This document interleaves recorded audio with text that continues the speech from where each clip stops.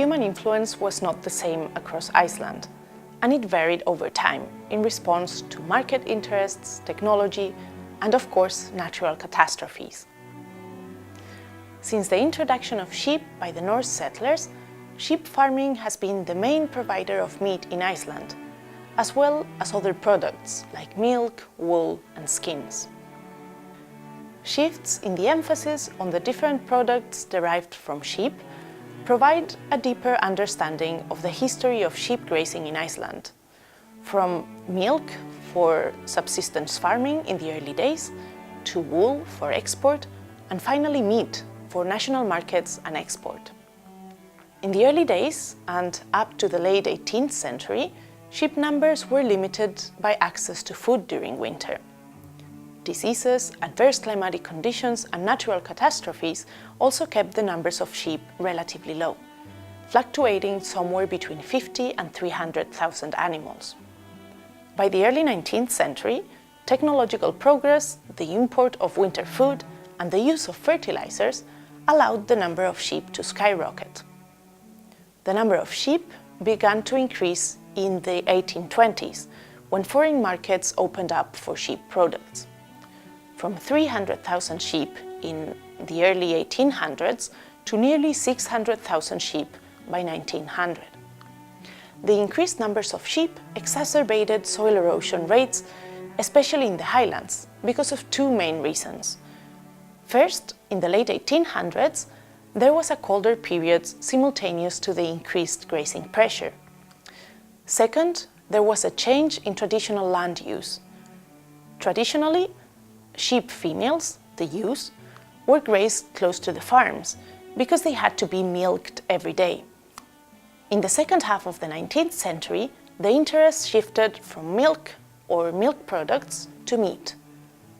The focus was now on production of lambs, so extensive summer grazing in the highlands became more common. Artificial fertilizer was introduced to Iceland in 1910. With improved technology in haymaking, the numbers of sheep were still on the increase throughout the 20th century, reaching a historical maximum of nearly 900,000 animals in 1977. This peak in sheep numbers led to overgrazing in many districts and grazing commons, particularly within the volcanic active zone and in the highlands.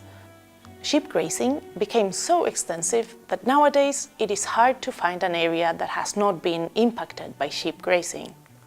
In the 1980s, the introduction of a livestock quota system reduced the number of sheep.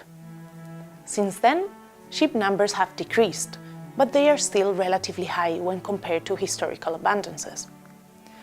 Also, by the time when sheep numbers were reduced, the ecosystems in many rangelands had already shifted to a severely degraded state, and the recovery, if any, has been very slow. Nowadays, and probably due to the lack of common understanding on the ecological consequences of grazing, areas with degraded and even collapsed ecosystems are still being grazed. As we discussed earlier, the number of sheep and of domestic animals in general are not so limited by natural processes. Access to food during winter and the ability to control diseases allows more sheep to survive and the number of sheep to increase. Because numbers of domestic herbivores are decoupled from natural resource availability, we can easily have too many animals for what the land would naturally support. That is, we can exceed the carrying capacity of the system. And this often leads to overgrazing.